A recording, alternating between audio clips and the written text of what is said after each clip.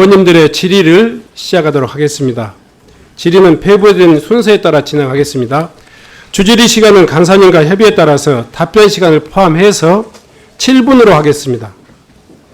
그러면 첫 번째 순서로 이상식 의원님 질의해 주시기 바랍니다. 예, 용인갑 국회의원 이상식입니다. 먼저 오늘 질의 시작하기 전에 최근 잇따라 순직하신 우리 경찰관들에 대한 명복을 빕니다. 근무 여건 개선으로 이어지기를 기대합니다. 조조 후보자님 경찰청장 내정 축하드립니다.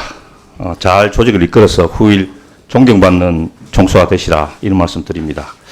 저는 오늘 윤석열 정권 들어 큰 위기에 처한 경찰의 중립성과 공정성에 대한 문제를 집중적으로 제기해 보고자 합니다. 경찰의 중립성과 공정성이 지금처럼 큰 위기에 처한 이유는 무엇이고 그 결과는 무엇인가? 이 정부 들어서 첫 경찰 고위직 인사에 점해서 이 정부의 실세인 이상민 행정안전부 장관과 당시 대통령 인사비서관 이현모 이 두 분이 나란히 앉아서 경찰 고위 간부들을 면접했습니다. 그런데 이상민 장관의 그와 관련된 태도가 너무 오만했다.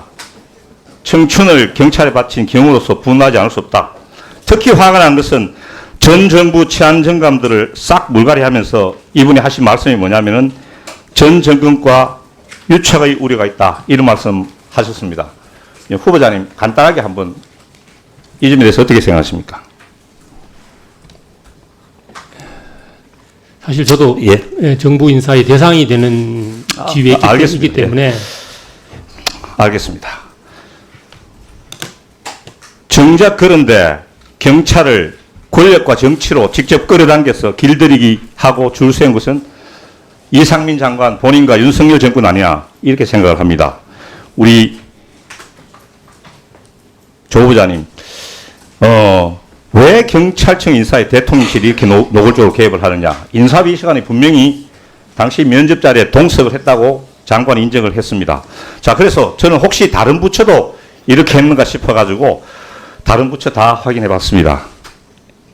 우리 경찰청에서는 답변이 곤란하다 이렇게 대답이 왔습니다. 이렇게 한 것은 경찰이 유일하다. 우리 청장님 이 점에 대해서 한번 말씀을 해 주십시오.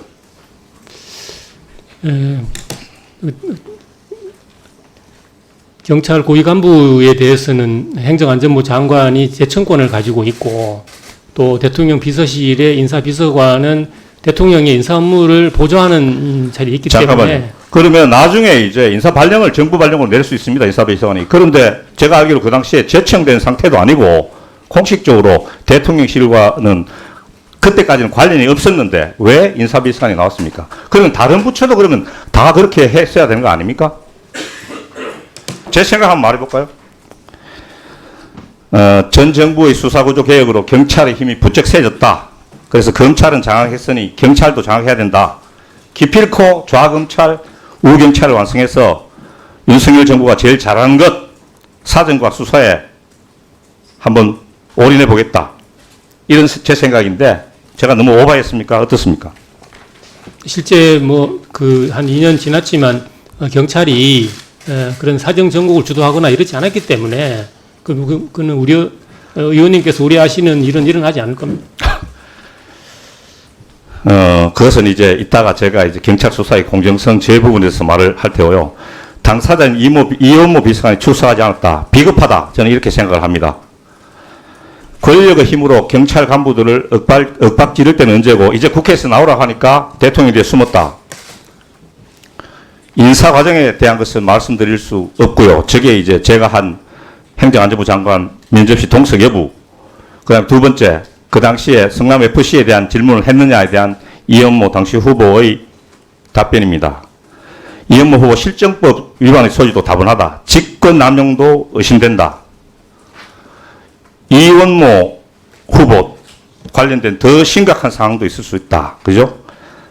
제가 이제 성남FC 질문을 하니까 이제 본인도 답변을 안 했고 장관은 이것을 부인했다. 그런데 제가 지금 표를 제시한 바와 같이 저렇게 논리력 비슷한 그런 질문이지만은 물음표 2개를 해놨는데 저는 저게 여러 정황상 이현모 후보가 그런 질문을 했다에 저는 겁니다.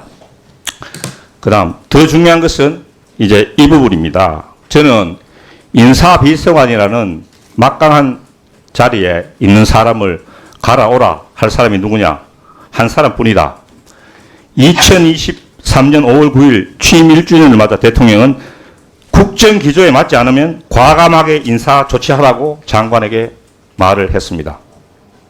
제가 보니까 경찰에 대해서는 더 센 말씀을 하지 않았을까 이렇게 생각을 합니다. 이 부분에 대해서는 이제 답변을 요구하지 않겠고요. 이렇게 경찰을 줄 세우게 하고 길들이게 하니 경찰이 권력의 눈치를 보지 않을 수 있겠는가?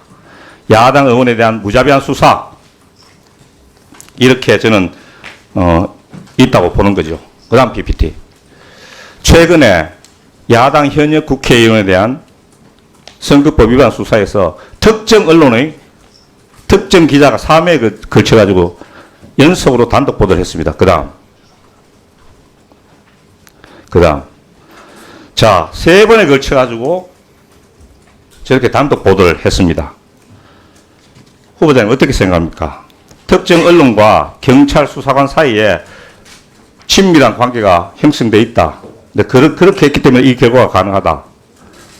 어떻게 생각하십니까? 청장님은 아니, 후보자는 법 집행의 대상이 누구라도 동일한 잣대를 일관되게 적용해야 된다 이렇게 말씀하셨고 최근에 이성균 사건 같은 그런 수사정보 유출에 관한 중대한 상황이 있었습니다. 지난주에는 울산경찰청의 현직 총경이 수사 정보 유출로 구속된 적도 있죠?